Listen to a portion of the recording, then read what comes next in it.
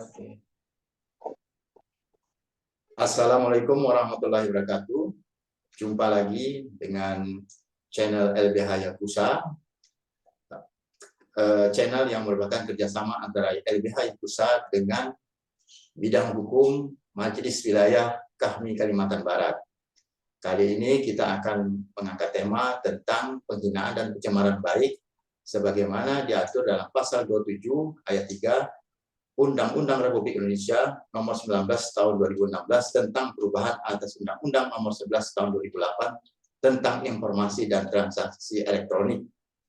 Adapun pasal 27 ayat 3 menyebutkan bahwa setiap orang dengan sengaja dan tanpa hak mendistribusikan dan atau mentransmisikan dan atau membuat dapat diaksesnya informasi elektronik dan atau dokumen elektronik yang memiliki muatan penghinaan dan atau pencemaran nama baik. Di dalam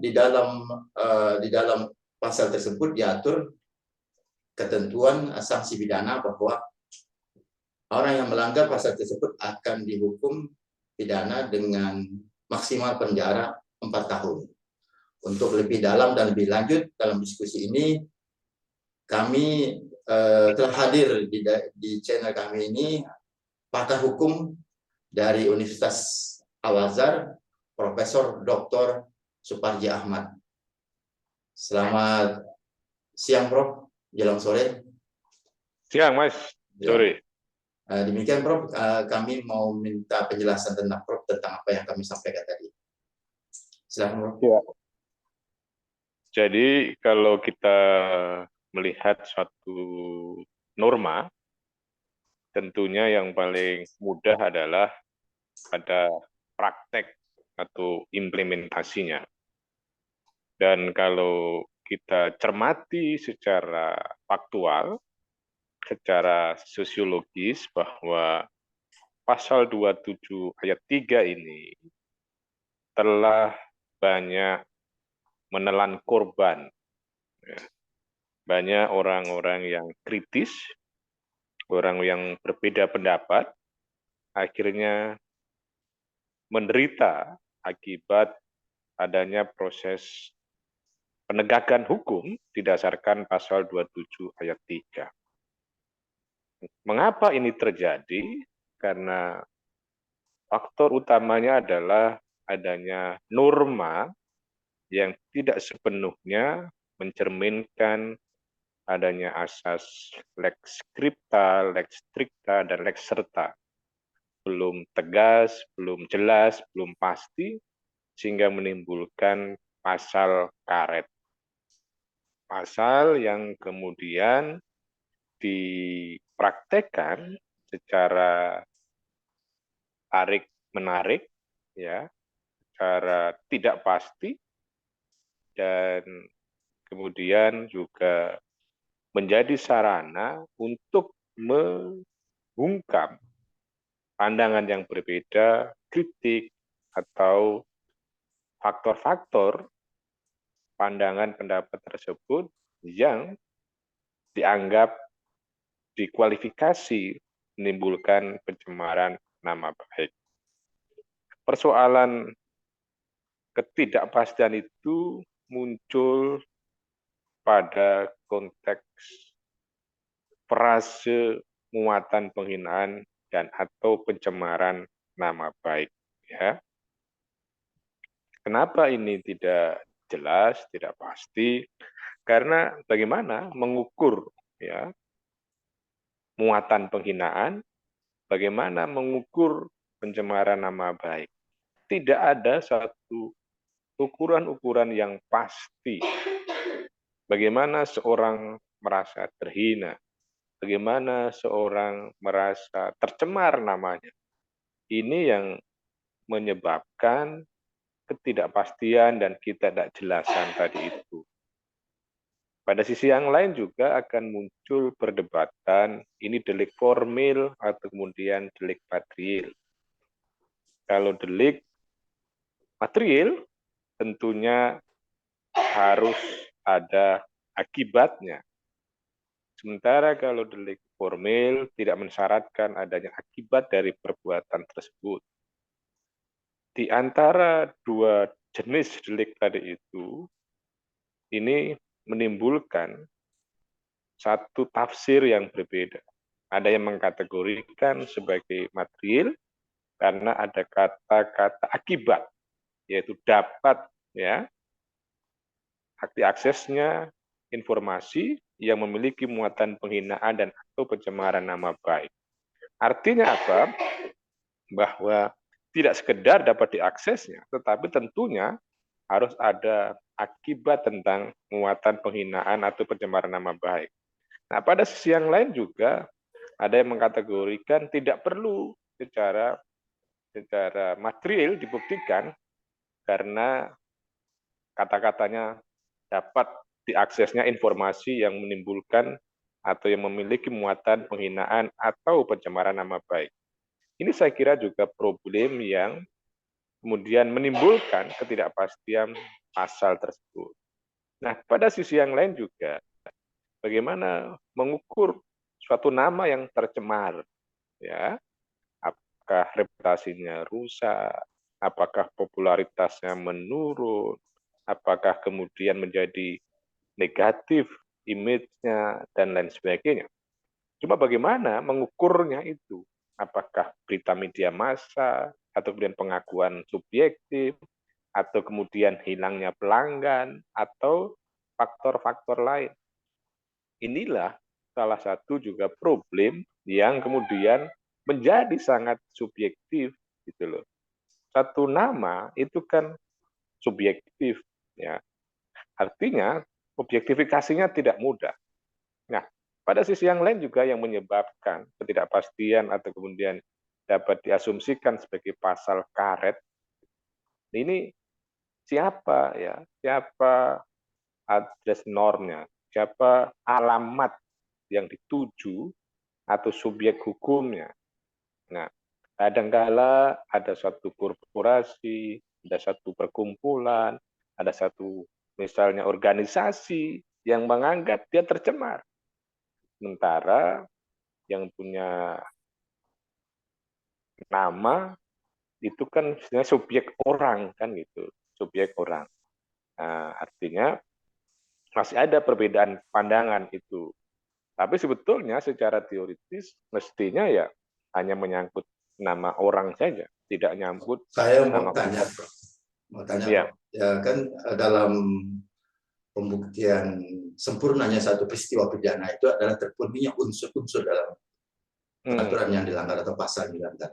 Kaitannya dengan penghinaan dan pencemaran nama baik itu seperti apa terpenuhinya unsur-unsur itu? Misalkan, apakah harus ada alamat yang jelas orang yang ditujukan ke orang yang bersangkutan, baru kemudian unsur itu terpenuhi, atau hanya melalui penafsiran bahwa unsur pidananya terpenuhi. Itu bagaimana, Pak? ya, bahwa ini kalau kita cermati pasal 27 ayat 3 itu ada pemenuhan unsur secara kumulatif, ada yang secara alternatif ya. Secara kumulatif artinya setiap orang itu subjek hukumnya harus terpenuhi. Kemudian yang kedua adalah unsur dengan sengaja, itu juga harus terpenuhi. Kemudian yang ketiga adalah tanpa hak, itu juga harus terpenuhi. Nah, kemudian yang bersifat alternatif atau emosional adalah perbuatan mendistribusikan, mentransmisikan, atau membuat dapat diaksesnya informasi atau kemudian dokumen elektronik. Itu adalah yang bersifat alternatif atau kemudian opsional. Nah, kemudian unsur akibat memiliki muatan penghinaan, pencemaran nama baik, ini adalah bersifat opsional atau kemudian juga kumulatif gitu, alternatif atau kumulatif karena kata-katanya adalah dan atau. Nah, unsur-unsur itu harus terpenuhi dalam konteks satu delik yang kemudian akan dibuktikan. Artinya apa? Jika kemudian unsur tidak ada penghinaan, tidak ada pencemaran nama baik, maka itu tentunya tidak terpenuhi unsur pasal 27 ayat 3 tadi itu. Ini sebagai satu frase penting dalam konstruksi pasal tersebut. Kalau memang tidak terpenuhi, maka mestinya tidak ada tindak pidananya di situ. Nah, pada sisi yang lain juga saya kira yang juga perlu dicermati, ketidakpastian itu adalah adanya frase dengan sengaja dan tanpa hak gitu loh.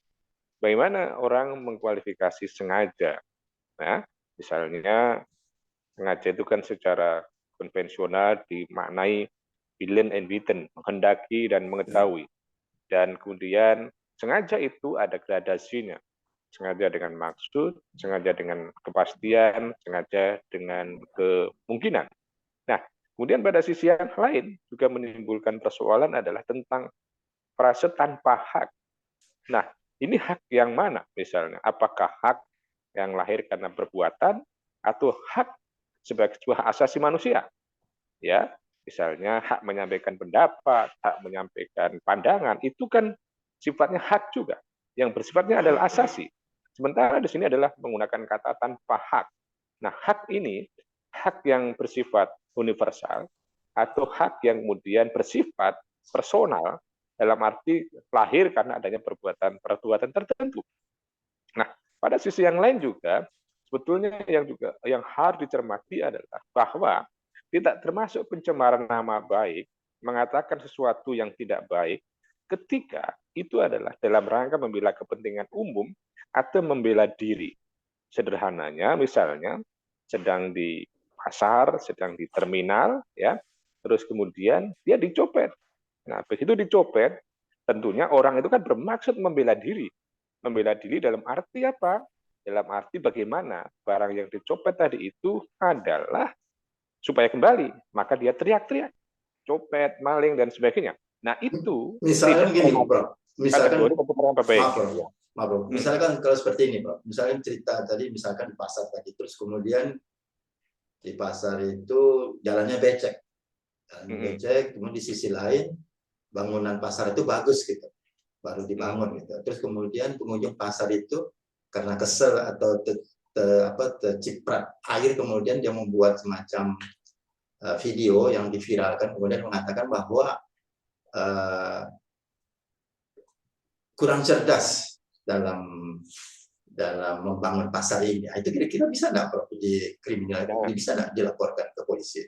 Kata-kata maksud kurang cerdasnya kalau ini kan bahasa yang lebih halus ya, artinya dalam bentuk bahasa yang lebih kasar gitu kan. Itu bisa nggak kira-kira dilaporkan ke polisi? Itu kaitannya dengan penghinaan. Nah, itu tadi yang kedua, selain tidak bisa dikatakan sebagai sebuah pencemaran nama baik, meskipun mengatakan tidak baik gitu, karena dalam rangka membela diri atau membela kepentingan umum. Nah, dalam hal ini mengungkapkan kata-kata bahwa kesel karena jalannya rusak, jalannya becek, dalam rangka apa? Dalam rangka membela kepentingan umum. Maka untuk kepentingan umum ini tadi, mestinya tidak bisa dianggap melakukan tindak pidana sebagaimana yang dimaksud 27 ayat 3 Undang-Undang ITE. Karena niatnya apa? Niatnya adalah untuk kepentingan umum. Niatnya adalah membela kepentingan masyarakat supaya tidak terulang. Ada satu kata, satu kalimat yang menarik itu. Itu kalimatnya Umar bin Khattab itu. Jadi seandainya ada keledai, seekor keledai yang terperosok di jalan, khawatir saya akan ditanya, mengapa tidak memperbaiki jalan yang rusak tadi itu? Mengapa tidak memperbaiki jalan yang menjadi terperosok itu? Artinya apa?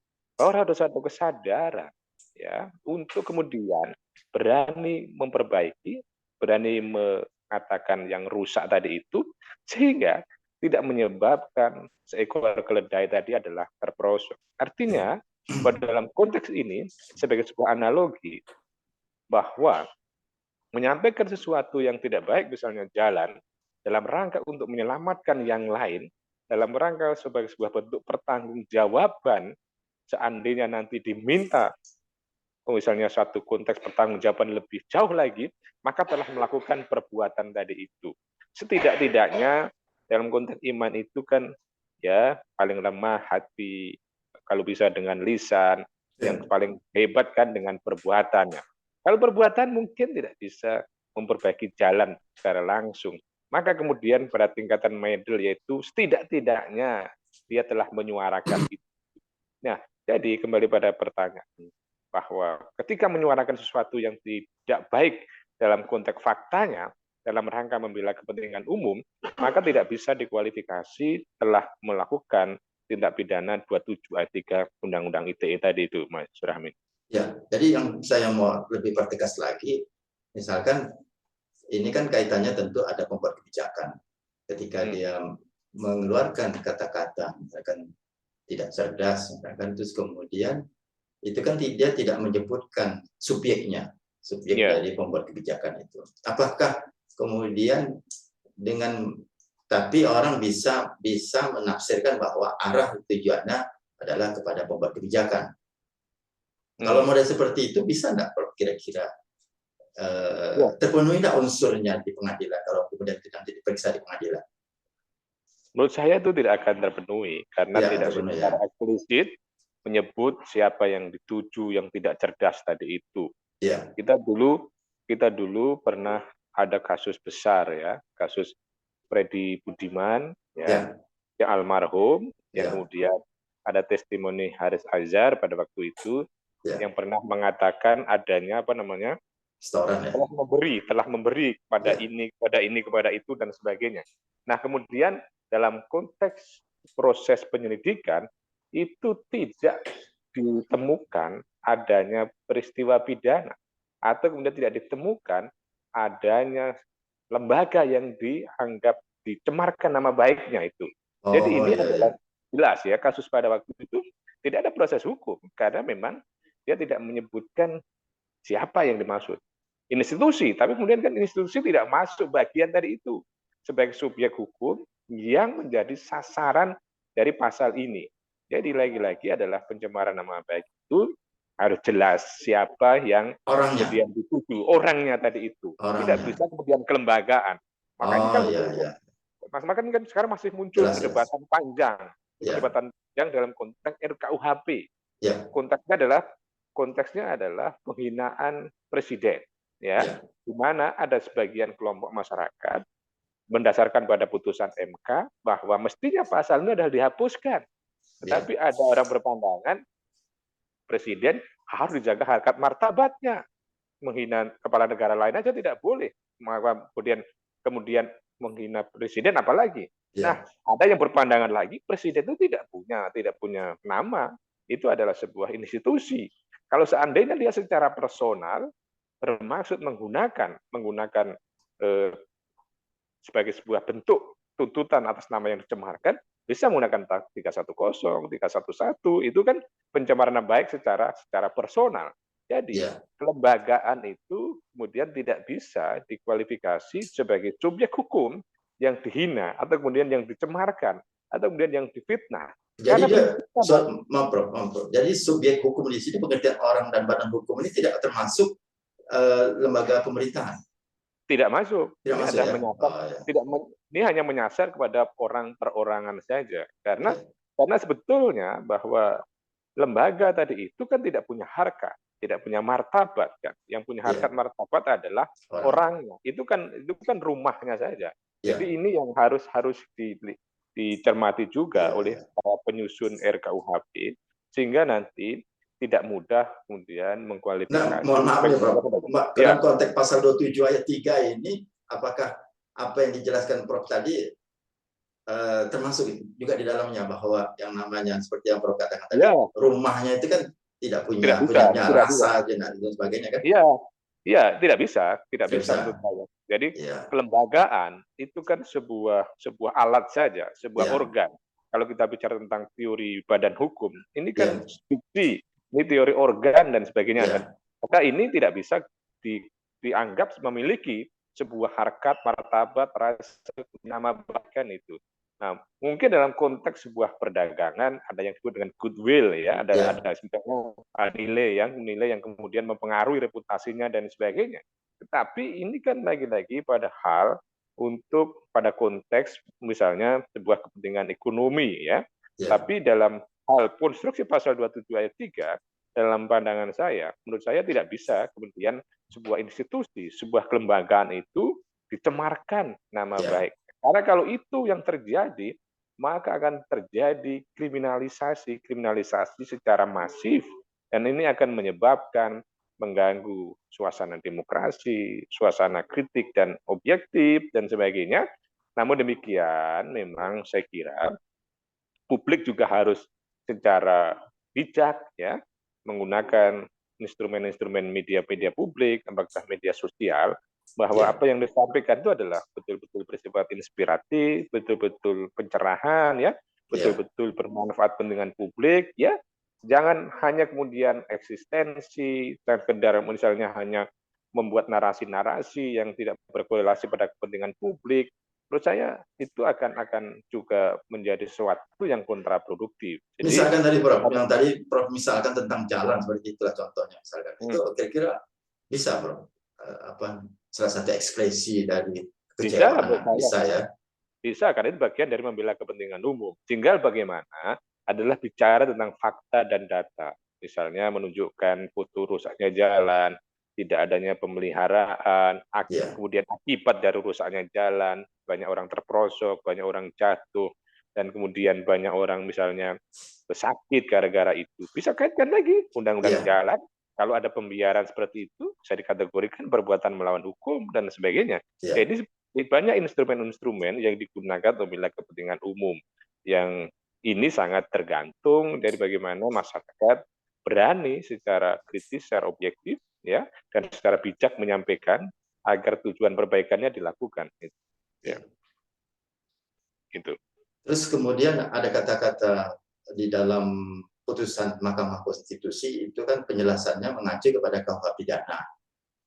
Pasal 310 dan pasal 315. Di pasal 310 itu kan penghinaan yang menuduh orang melakukan perbuatan.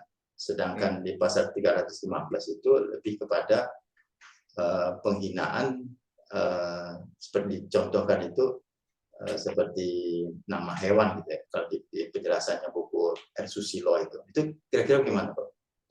Ya, saya kira putusan MK itu kan bagian dari memberikan kepastian hukum, ya. Mengingat norma di 27 ayat 3 tadi, Undang-Undang ITE itu masih menimbulkan multitafsir. Maka berdasarkan putusan MK tadi, ketika menafsirkan pencemaran nama baik, salah satunya adalah misalnya bagaimana muatan dari yang diungkapkan tadi itu menuduh atau tidak. Nah, kalau seandainya menuduh yang kemudian tidak ada buktinya, maka itu adalah bisa dikategorikan pencemaran nama baik. Atau kemudian itu menggunakan kata-kata, kalimat-kalimat yang itu tidak sesuai dengan harkat martabat sebagai manusia. Misalnya dengan kata-kata hewan dan sebagainya. Maka ini adalah metode untuk menafsirkan dari sebuah kalimat di dalam undang-undang, mengingat belum sempurna tafsirnya, maka MK yang menjaga konstitusionalitas undang-undang itu memberikan panduan itu. Supaya apa? Supaya tidak menimbulkan ketidakpastian hukum, ketidakadilan, ketidakmanfaatan, maka MK memberikan sandaran-sandaran penafsiran tadi itu.